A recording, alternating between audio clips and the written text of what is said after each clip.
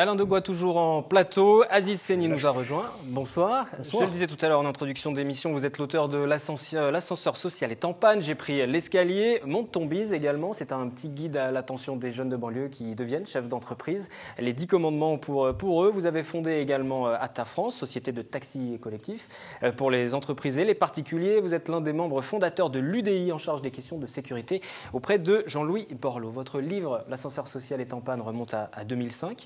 Aujourd'hui, 2013, le constat est le même pour vous ? J'ai presque envie de dire l'ascenseur social est toujours en panne et il y a plus de monde dans l'escalier. Aujourd'hui, la question de la mobilité sociale est au cœur du débat. L'espoir, l'envie, le rêve de se dire que mes enfants vivront une vie meilleure que la mienne. Est-ce que les Français répondent mieux à cette question en 2013 qu'en 2005 ? Je n'ai pas le sentiment. La crise a renforcé un certain nombre de situations graves, particulièrement dans les zones urbaines sensibles. Et en banlieue, pour prendre cet escalier, aujourd'hui, il y a de plus en plus de monde, le chômage, et même quand on est diplômé, même quand on a été à l'école, même quand on a de l'expérience, et ça nous crée aussi des situations de fuite des cerveaux, puisqu'on a aussi des départs vers les États-Unis, la péninsule arabique ou l'Asie. On vous a réunis tous les deux ce soir sur ce plateau, puisque Alain Degois, le sous-titre de votre livre, c'est pourquoi les jeunes des banlieues doivent toujours justifier d'avoir du talent. C'est ça. Voilà, donc c'est une thématique qui se rejoint. Lorsque vous entendez Aziz Seni évoquer ces difficultés aussi lorsque vous avez fondé votre entreprise, on y reviendra peut-être en 2000, puisque vous avez grandi à Mantes-la-Jolie. Vous partagez cet avis-là? Il est difficile pour des jeunes Je dirais même que du coup, de l'escalier, il n'y a même plus de rampe. C'est-à-dire qu'on est plusieurs et c'est vraiment casse-gueule. Donc, oui, je suis d'accord parce que moi, je trouve insupportable aujourd'hui que notre société française, que notre ne fasse pas plus cas de l'intelligence. J'ai l'impression que la banlieue est en jachère, qu'il y a ici des gens brillants, moi j'en croise souvent, qui n'ont pas la possibilité, mais qui sont vraiment brillants, et que l'avenir de notre pays, il passe par là aujourd'hui, il ne passera pas ailleurs. C'est pas forcément faisant HEC qu'on réussit, et que forcément, les gens qui vont apporter à ce pays, ils sont aussi en banlieue, et ils n'ont pas à le justifier. Ils n'ont pas à justifier, ils ont juste à regarder ses compétences, ses talents qu'il y a là, et donnons-leur la possibilité de ne pas prendre l'escalier, de ne pas prendre l'échelle, de ne pas prendre la corde, d'y aller normalement. Vous le disiez tout à l'heure, vous avez notamment révélé Jamel, on en parlait tout à l'heure. Vous disiez c'est une erreur statistique. Quand on préparait un peu cet entretien, quand on citait ces grands noms qui ont réussi, ce sont des erreurs statistiques pour vous. Aujourd'hui, que ce soit d'ailleurs en banlieue ou dans les zones rurales, il y a beaucoup de similitudes, mais à peu près 60% des enfants d'ouvriers deviennent ouvriers à leur tour. Pendant ce temps-là, 50% des enfants d'énarques ont des parents énarques.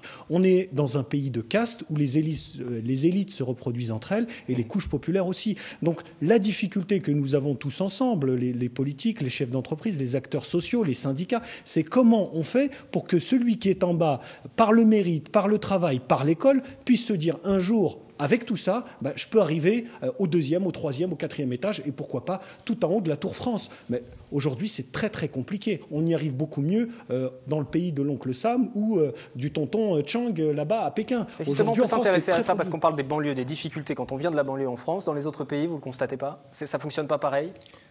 Aujourd'hui, le rêve américain, le fameux rêve américain, j'ai le sentiment qu'il est plus facile de rentrer comme pousseur de chariot, de distribuer le courrier dans une compagnie américaine et de se dire un jour je serai au 40e étage et d'y arriver sur ses compétences.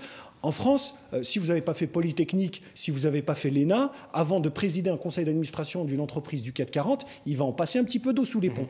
Et langue culture, c'est pareil d'ailleurs. Pour réussir pour un artiste qui débute, en culture, vous allez retrouver les mêmes énarques, vous allez retrouver des gens qui sortent d'écoles d'administration ou autres, qui sont à la tête parce que c'est des communicants, et on va mettre des communicants à la tête Mais c'est propre à la France. Est-ce que ça fonctionne partout dans le reste de l'Europe, par exemple? Ou même un artiste qui aurait du talent, est-ce qu'il a plus de chances d'émerger s'il est dans un autre pays et qu'il vient d'une banlieue, d'un quartier moins connu, que s'il est en France? Je sais pas, j'ai vraiment pas cette connaissance-là. Je peux pas me permettre de parler de pays que je ne connais pas.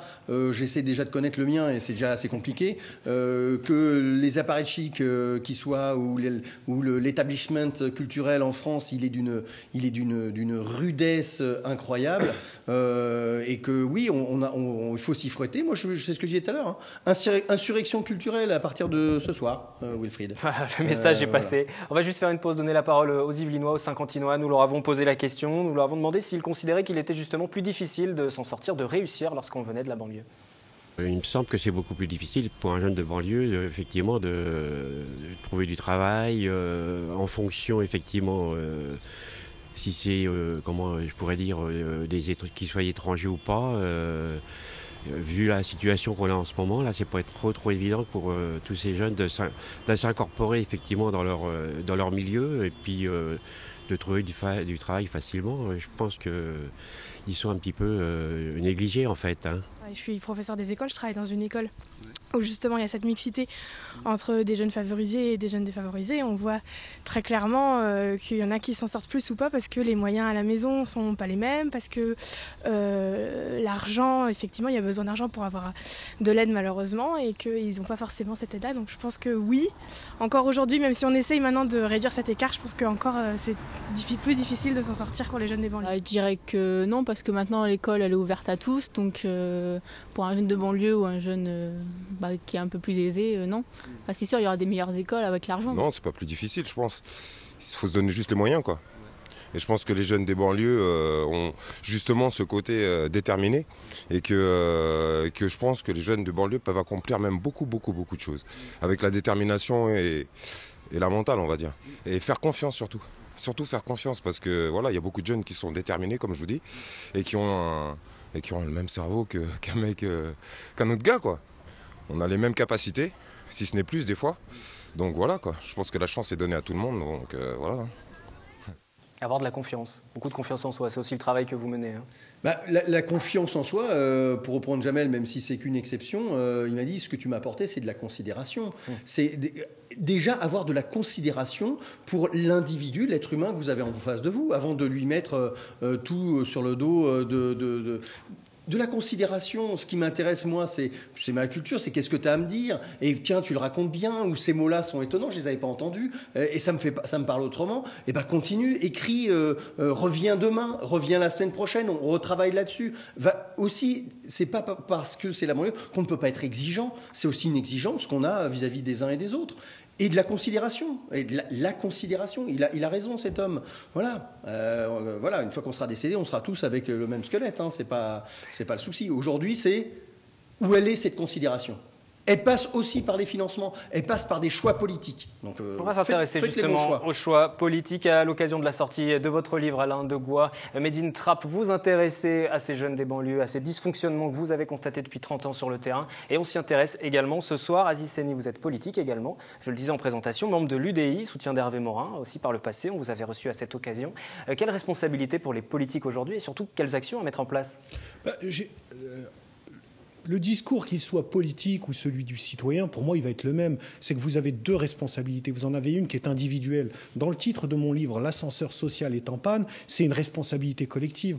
Lorsque dans ces quartiers ou en zone rurale, vous avez de jeunes professeurs qui sont nommés et donc de ce fait peut-être une éducation nationale moins qualitative qu'ailleurs, il y a une problématique qui est liée à l'État, aux politiques. Mais de l'autre côté, vous avez aussi une responsabilité individuelle. Il ne s'agit pas de tomber dans des clichés de victimisation où on se dit « Oh, les pauvres », d'ailleurs, qu'ils soient noirs, arabes, blancs dans ces quartiers, oh, le petit discours touche pas à mon pote, post-colonialiste, etc. Non, il y a une responsabilité individuelle. L'ascenseur social est en panne, d'accord, mais tu prends l'escalier. Oui, c'est injuste. Oui, c'est très compliqué. Oui, ça ne devrait pas exister. Les politiques peuvent simplifier justement cette ascension sociale aussi par des choix. Ils peuvent la simplifier à travers des choix. Quels peuvent-ils ? Bon, il y a l'éducation.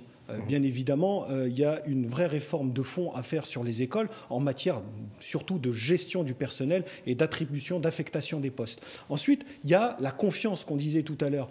Lorsque vous avez dans des collèges ou des lycées, à Trappes, à Mantes-la-Jolie, chez moi, la fédération du bâtiment ou les usines Flin ou Renault, Renault Flin et Peugeot-Poissy qui viennent vous expliquer qu'on manque de bras, il faudrait aussi donner de l'espoir à ces gamins et leur envoyer des chefs d'entreprise, que le MEDEF, la CGPNE, aille expliquer qu'on peut être chef d'entreprise, avocat, donner de l'espoir, donner du rêve. Vous savez, le Yes Weekend d'Obama, pourquoi ne nous l'avons pas appliqué à nous-mêmes ici en France ? Moi, je pense que c'est aussi le rôle du politique.